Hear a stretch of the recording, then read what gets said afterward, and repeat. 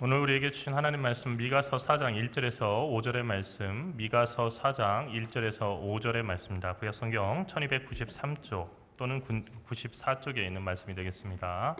미가서 4장 1절에서 5절의 말씀.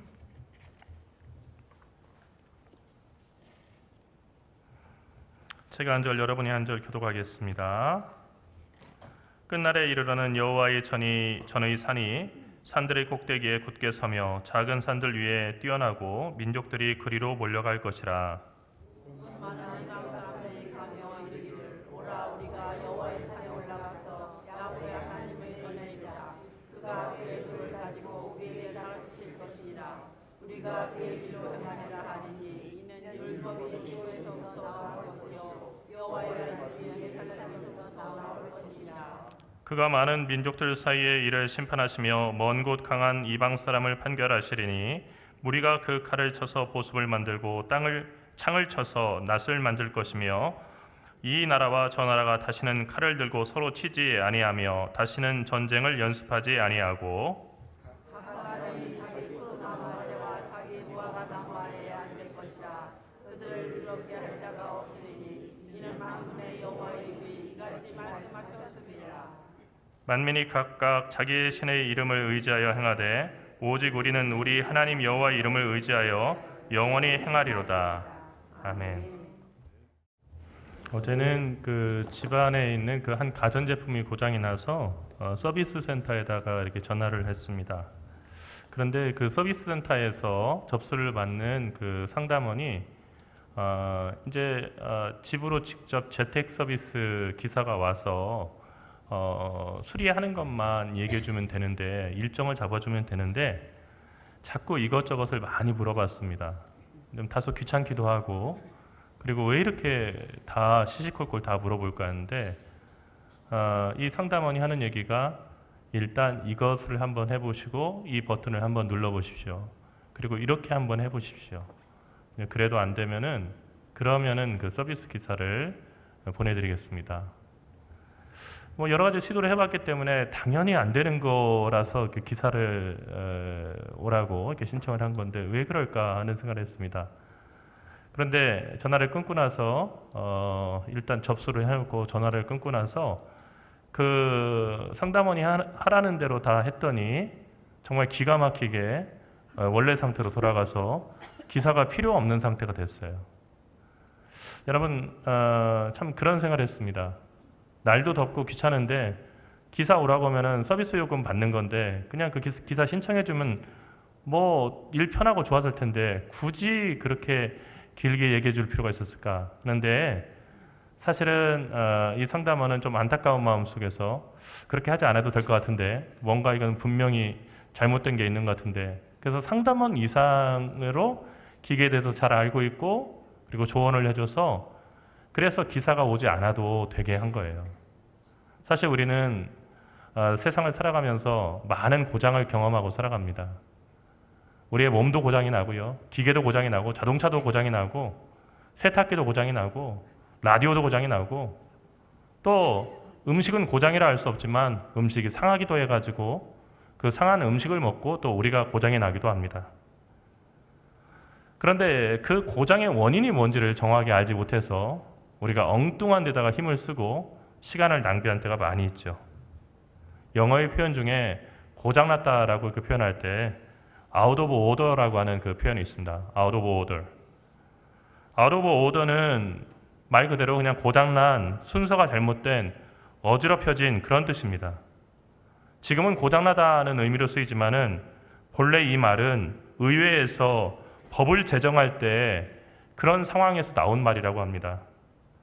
의회에 법을 제정하는 과정에서 의원들마다 발언 순서가 다 정해져 있는데 자기 발언 순서가 아닐 때 갑자기 툭 튀어나와서 이 말 저 말하고 큰 소리 치는 그런 의원들이 있었다는 겁니다. 그래서 이 상황을 가리켜서 out of order, 순서와 질서를 깬다는 겁니다.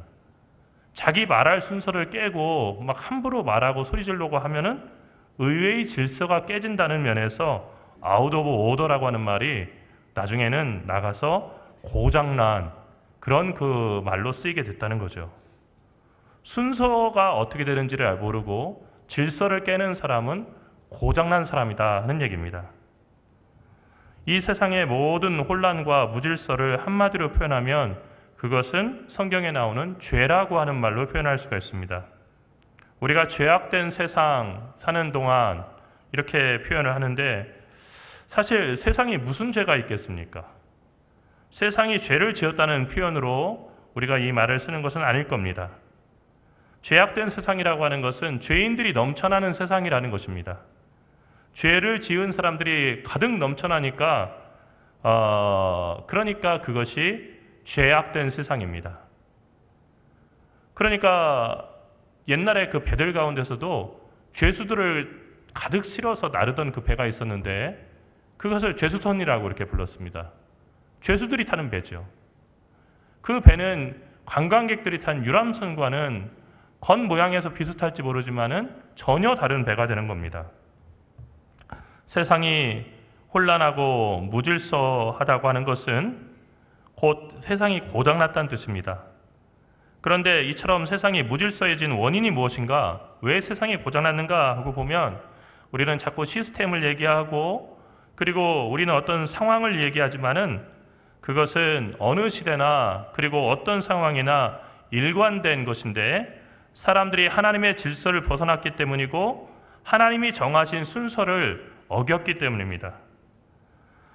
그 순서라는 것은 다음과 같습니다. 들어라 이스라엘이라고 하는 신명기 6장 5절의 말씀이 우리에게 얘기하는 것처럼 하나님은 말씀하시고 사람은 듣는 것이 그것이 바른 질서입니다.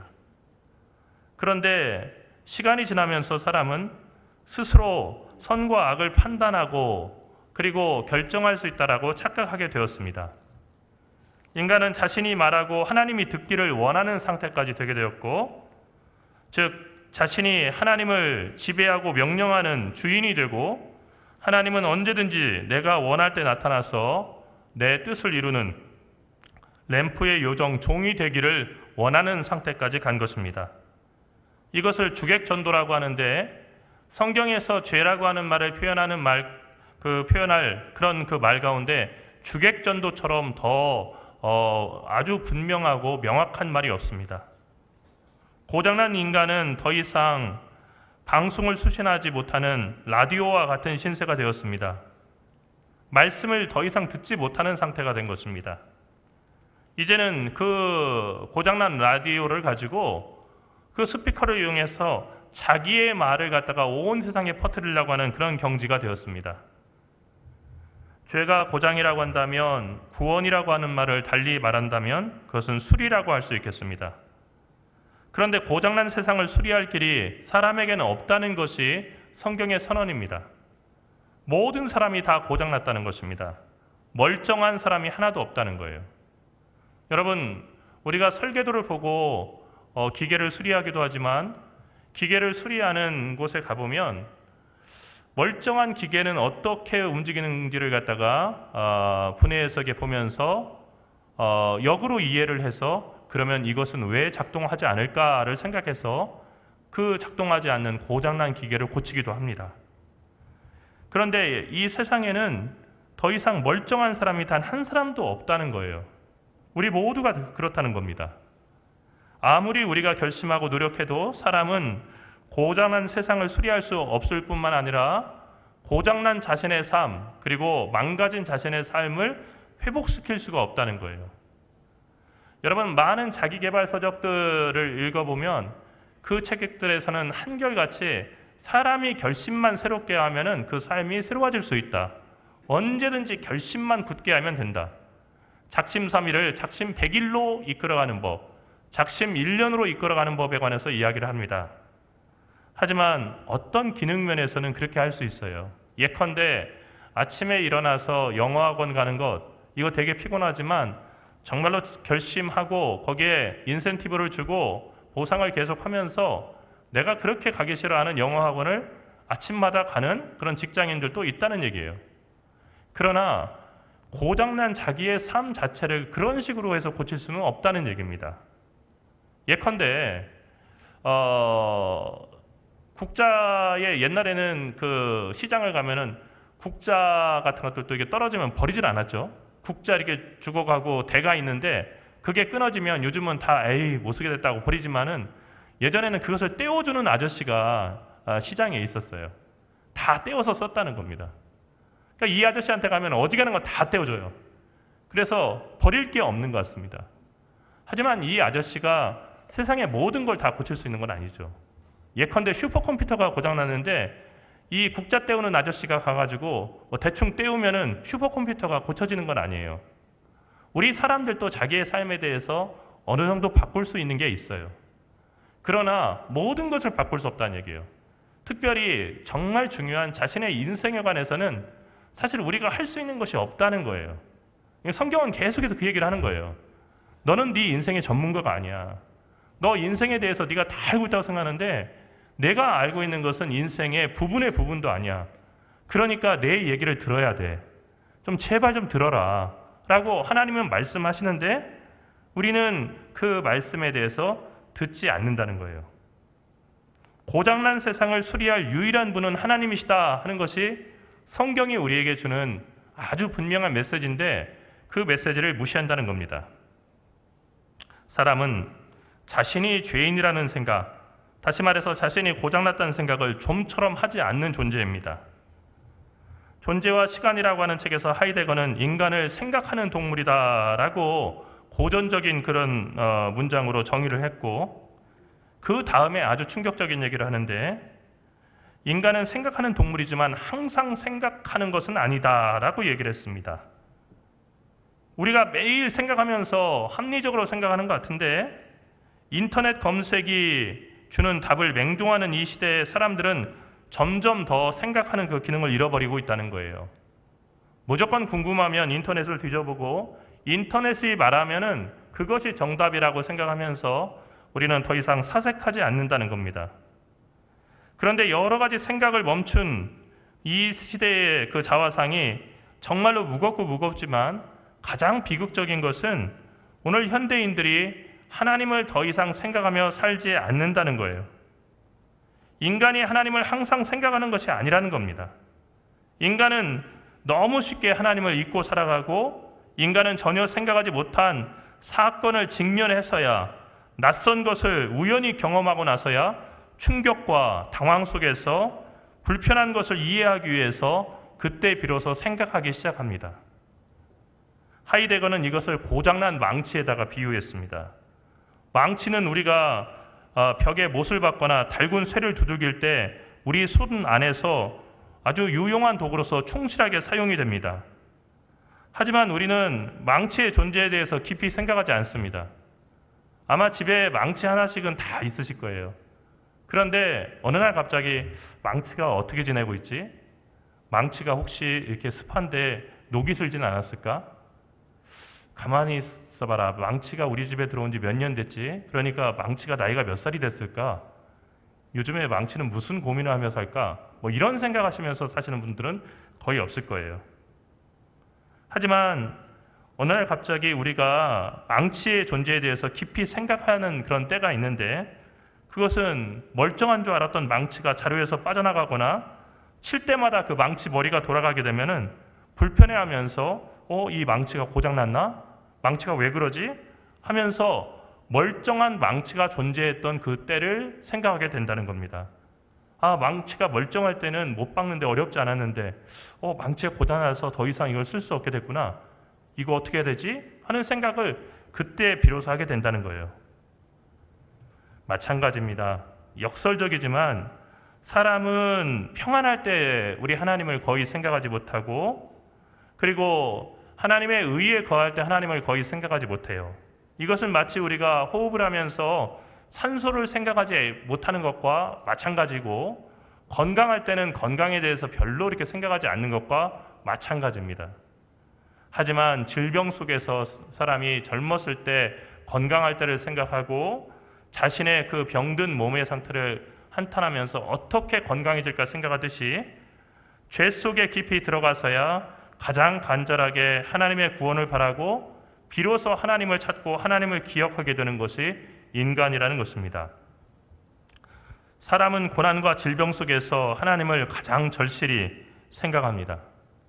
여러분, 정말로 간절한 기도가 이루어지는 자리, 그곳이 교회여야 하는데 사실 대부분은 중환자실 앞에 또는 수술실 앞에서 인생에서 가장 정말로 다급하고 가장 간절한 기도가 이루어집니다. 또한 재판정 앞에서 판사의 선고를 기다리는 그 피고의 어머니, 그 재판정에서 정말로 말없는 가장 간절한 기도가 이루어집니다. 인간은 실패와 낭패를 경험한 후에야 하나님을 찾습니다. 평안한 때, 형통할 때는 하나님을 까맣게 잊고 큰 소리 빵빵 치면서 자기 멋에 겨워서 살다가 자기가 모든 것을 잃어버리고 내 삶의 주인이 내가 아니라는 것을 깨닫게 될 쯤에서 비로소 하나님을 찾는 겁니다. 삶의 문제는 매우 다양해 보입니다. 그래서 우리는 서로 갈라져 있다고 생각하죠. 네가 어떻게 내 일을 알겠어 하는 생각을 합니다. 가난한 사람은 가난한 대로 걱정이 있고 부자는 부자대로 걱정이 있습니다. 가난한 사람 입장에서는 부자인 당신이 내 걱정을 어떻게 알겠습니까? 당신은 내 걱정을 알지 못할 겁니다. 당신은 걱정이 없는 사람입니다. 이렇게 생각할 거예요. 그러나 그 부자의 입장에서 가서 보면은 삶이란 게 너무나 공평해서요. 그 사람에게는 또 그 사람 나름대로의 걱정이 있다는 거예요. 먹고 사는 문제 때문에 걱정한다고 하지만 먹고 사는 문제가 해결이 된다고 해서 우리 삶에 걱정이 없는 것은 아니라는 겁니다. 이처럼 삶의 문제는 사람들마다 다양해 보이지만 그 해결책은 오직 하나님 한 분이시라고 하는 것이 성경의 또한 분명한 증거입니다. 그런데 우리가 그 해결책 되는 하나님을 찾는 것이 아니라 하나님께서 문제가 많은, 문제 그 자체인 우리를 찾아오셔서 우리를 건져주신다는 것이 복음의 핵심입니다. 그런데 하나님은 어떻게 우리를 찾아오시고 우리를 구원하십니까? 그것은 말씀으로 그렇게 하십니까? 오라 우리가 여호와의 산에 올라가서 야곱의 하나님의 전에 오르자. 그가 그의 도를 가지고 우리를 가르치실 것이라. 우리가 그의 길로 행하리라 하리니 이는 율법이 시온에서부터 나올 것이요 여호와의 말씀이 예루살렘에서 나올 것임이라. 이 말씀은 오라 우리가 하는 그 찬양의 그 본래 말씀이기도 하죠. 그런데 왜 갑자기 여호와의 산인 예루살렘에 오르고 그리고 하나님의 전에 오르자고 하냐면 미가서 앞부분에서 나왔던 삶의 많은 문제, 그러니까 유다와 이스라엘이 겪는 문제뿐만이 아니고 그 이스라엘의 주변에 있는 모든 나라들, 악에 빠진 나라들까지 포함해서 모든 나라들이 겪는 그 문제의 해답이 오직 하나님께 있고, 오직 하나님께 있다는 것은 하나님의 말씀을 청종하고 그 말씀에 순종하는 데 있다는 것을 알리기 위해서 하시는 말씀입니다. 하나님은 말씀으로 세상을 창조하셨고 말씀으로 택한 백성들을 지금도 이끌고 계시고 위로하시며 말씀으로 구원하시고 말씀으로 회복시켜 주십니다. 하나님이 우리를 사랑하신다 하는 말의 현재형은 하나님이 지금 우리에게 말씀하신다입니다. 하나님은 우리에게 말씀하심으로써 하나님이 우리를 사랑하신다는 것을 알게 하시고, 하나님은 우리에게 말씀하심으로써 우리를 향한 하나님의 선한 약속을 이루어 가시고, 하나님은 우리에게 말씀하심으로써 우리를 구원하신다는 것입니다. 그러니까 이스라엘 백성을 구원하는 것은 여호와의 산이라고 하는, 예루살렘이라고 하는 다소 높은 물리적인 공간이 아니라 그 공간이 하는 기능, 그러니까 그 공간에서 선포되고 이스라엘 백성들이 귀 기울여 듣게 되는 하나님의 말씀이 이스라엘을 구원한다는 것입니다. 그 말씀이 바로 하나님이시라는 거죠. 하나님의 말씀은 하나님 그분 자신입니다. 하나님은 그분의 말씀을 전하는 설교라는 미련한 것으로 구원하시기를 기뻐하신다라고 사도 바울은 이야기했습니다. 그리고 요한복음 5장 25절에서 요한은 진실로 진실로 너희에게 이르노니 죽은 자들이 하나님의 아들의 음성을 들을 때가 오나니 곧 이때라. 듣는 자는 살아나리라 라고 예수님의 말씀을 인용해서 그렇게 이야기했습니다. 요한복음에서 산 자는 어떤 사람이냐면 하나님의 말씀을 들을 수 있는 사람입니다. 죽은 사람은 어떤 사람이냐면 우리가 흔히 생각했던 것처럼 심장이 멈추고 호흡이 멈춘 사람이 아니라 하나님의 말씀을 듣지 못하거나 하나님의 말씀 듣기를 거부하는 사람입니다. 하나님의 말씀을 듣는 사람에게는 산자와 죽은 자가 따로 없다는 거예요.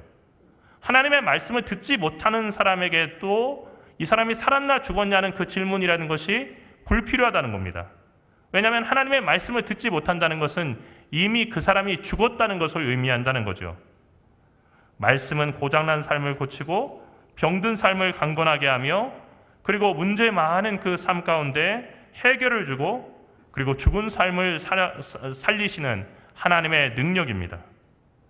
사람은 하나님을 멀리 떠나 살아가는 이미 죽어버린 고장난 상태이지만 하나님은 고장나고 무질서한 사람들을 구원하시기 위해서 오늘 또 말씀하시고 그 말씀을 따라 순종하는 모든 사람에게 생명을 주십니다.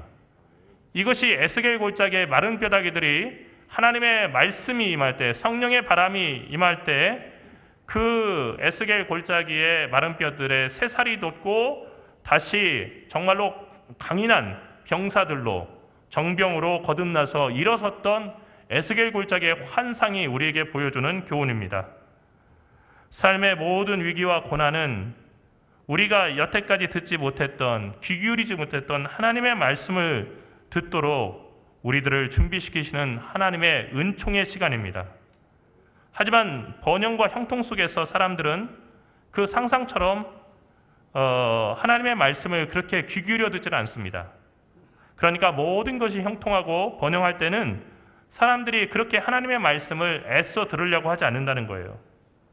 광야 40년 생활은 이스라엘 백성들에게 목마름과 배고픔, 그리고 요즘 우리가 겪고 있는 불볕더위와 그리고 여러 가지 병해충들, 그리고 불뱀 같은 질병이 판을 치고 그리고 죽음이 넘실거리는 그런 아주 위험한 어둠의 바다였습니다. 이 고난의 시간을 나중에 이스라엘이 회상하면서 참으로 복된 시간이라고 얘기하는 것은 이 사람들이 너무 낭만적으로 생각해서가 아니라 바로 그 시간에 비로소 하나님의 말씀을 귀 기울여 들을 수 있게 됐기 때문입니다. 여러분, 우리 삶도 역시 마찬가지예요. 삶에 아무 문제가 없으면 얼마나 좋을까요? 자식들은 다 속썩이지 않고요. 다 자기들이 원하는 대로 그리고 우리가 기도한 대로 잘 되고요. 경제적인 어려움 하나도 없고요. 나라가 늘 평안하기만 하고요. 그리고 삶이 지루할 정도로 천국과 같이 안정되어 있다면 얼마나 좋을까요? 그런데 그 상황 속에서 우리는 절대로 하나님을 찾지 않는다는 거예요. 여러분, 무엇이 진짜 복입니까? 하나님을 찾고 하나님을 의지하는 게 복입니다. 그래서 이 세상 살아간 동안 하나님을 찾게 하려고 때때로 평안한 것 같은 우리의 삶 가운데 고난과 시련 그리고 여러 가지 문제들이 발생하는 거예요. 여러분, 하나님께서 우리를 잔인하게 대하시는 것이 아니고요. 이를 통해서 더 좋은 것을 우리에게 주시기를 원하는 거예요. 그런데 그 고난과 시련의 시간은 전부 한 가지 교훈을 담고 있는데 그것은 하나님의 말씀에 목숨을 걸고 귀를 기울여라 라고 하는 그 교훈을 담고 있는 겁니다. 이스라엘 백성들은 광야 40년의 세월을 지나서 정작 가나안 땅에 정착하자 하나님의 말씀에 더 이상 귀를 기울이지 않았습니다. 하나님 없어도 평안하게 살 수 있는 삶, 풍요로운 삶이 이미 펼쳐지고 있었기 때문입니다. 하나님께서 말씀하신 젖과 꿀이 흐르는 땅이라고 하는 것은 이스라엘 백성이 아주 비옥하고 농사도 잘 되는 지역에 들어간다는 그런 얘기가 아니라 항상 하나님의 말씀에 귀를 기울이고 말씀을 의지함으로 하나님께서 모든 것을 공급해 주시는 영적인 그 가나안 땅을 얘기한 것이었는데 이스라엘 백성은 그 말씀을 오해해서 가나안 땅, 모든 물질이 풍부하고 또 소출이 많은 이 땅에 들어오는 것이 신앙생활의 최종적인 목적인 것처럼 착각하게 되었습니다. 그 결과 이스라엘 백성들은 전쟁과 다시 포로로 끌려가는 큰 고난을 겪게 되었고 그 고난 속에서 다시 하나님의 말씀을 들을 수 있는 준비를 하게 되었습니다. 사랑하는 하늘가족 여러분, 결국 복과 화라고 하는 것은 하나님과 우리의 관계가 어떤가에 달려 있습니다. 우리가 하나님의 말씀에 귀를 기울인다면 어떤 상황도 우리에게는 복이 될 수 있습니다. 기억하십시오. 복된 상황이 따로 있는 게 아닙니다. 어떤 상황에서라도 하나님의 말씀에 귀를 기울이면 그 상황 역시 복된 상황이 됩니다. 하지만 우리가 하나님의 말씀에 귀를 기울이지 않는다고 한다면 우리가 낙관적으로 생각하는 어떤 상황도 우리에게 화가 될 수 있다는 것을 우리는 알아야 됩니다. 예컨대 우리가 바라는 모든 것들이 다 이루어진 그러한 세상, 그리고 우리의 꿈이 전부 다 이루어진 세상이 전부 우리에게 복이냐? 그렇지 않다는 것을 알 수가 있을 거예요. 어느 시대나 어떤 상황이나 성경이 우리에게 필요한 이유는 성경은 우리에게 등대와 같기 때문입니다. 성경은 우리에게 하나님의 말씀의 빛을 비춰줍니다. 등대는 어두운 밤 바닷가에서 사방을 비추죠. 하지만 등대는 이동하지 않습니다. 등대가 계속해서 이동한다고 한다면 사람들은 등대를 기준 삼아 살 수 없을 겁니다. 하나님의 말씀은 항상 같은 자리에 있습니다. 늘 같은 빛을 비춰줍니다. 그런데 그렇기 때문에 사방에서 오는 크고 작은 배들이 그 배가 어디에 있든지, 그 배가 고장났든지 아니면 제대로 엔진이 돌아가는 배이든지 그 등대를 보고 길을 찾을 수 있는 것입니다. 여러분이 어디에 있든지 어떤 상황이든지 이것은 중요하지 않습니다. 하나님은 그 모든 인생의 질문에 대답이 되시기 때문입니다. 아무리 어려운 문제라고 하더라도 하나님의 말씀의 빛을 비추는 순간 그 문제는 환히 드러나게 되고 더 이상 어려운 문제가 될 수 없습니다. 그러므로 어떤 문제가 있을지라도 그 문제로부터 벗어날 수 있는 가장 지혜로운 길을 선택하십시오. 그것은 하나님의 산에 오르는 것입니다. 여호와의 전에 오르는 것이죠. 그리고 그분의 말씀에 귀를 기울이는 것입니다. 그때 삶의 방향이 정확하게 보이고 그리고 여태까지 우리가 찾아도 보이지 않던 그 길이 여러분 앞에 드러나게 될 것입니다. 여호와 하나님의 말씀을 듣는 것, 이것에 모든 소망이 있고 여호와 하나님의 말씀을 듣는 사람, 그 사람은 죽음에서도 다시 되살아날 것입니다. 그러므로 하나님의 말씀을 들을 수 있는 복 있는 귀가 여러분에게 있기를 간절히 바랍니다. 기도합시다. 살아계신 하나님, 은혜와 사랑을 감사합니다. 주님을 믿노라 하면서도 우리는 말씀을 듣는 대신 우리들의 말을 주님께 전하고 그것을 하명하듯이 주님께 전하면서 우리 뜻대로 모든 것이 되는 것을 바랬습니다. 하지만 주님, 우리가 바라던 모든 것들이 이루어졌을 때 그것이 바로 우리에게 큰 재앙이라는 것을 우리 삶을 통해서 때때로 깨닫게 됩니다. 저희를 교만과 그리고 여러 가지 죄악에서 벗어나게 하시기 위해서 때때로 우리를 낮추시기도 하고 우리에게 고난과 시련을 주시는 하나님의 기쁜 뜻을 깨달아 알게 인도하여 주시옵시고 이제라도 돌아와서 하나님의 말씀에 귀를 기울일 수 있는 복 있는 귀를 가진 저희 모두가 되게 인도하여 주시옵소서. 하나님, 말씀만을 붙잡고 남은 삶을 주님과 동행하게 인도하여 주시옵시고 그래서 이 남은 삶을 통해서 정말로 보람있게 아름답게 하나님의 향기를 드러내며 살아가는 저희 모두 되게 인도하여 주시옵소서. 이 시간도 질병과 시련과 여러 가지 문제로 주님 앞에 기도하는 우리 성도들이 있습니까? 자녀와 부모님의 문제로 주님 앞에 간구하는 우리 성도들이 있습니까? 주님, 간절한 기도에 응답하여 주시옵시고 이제 말씀을 펴서 읽음으로써 말씀 속에서 하나님의 뜻을 깨닫고 또 하나님께서 예비해 놓으신 구원의 길을 찾을 수 있도록 주께서 성령으로 인도하여 주시옵소서. 함께 하시는 우리 주 예수 그리스도의 이름으로 간절히 기도리옵나이다.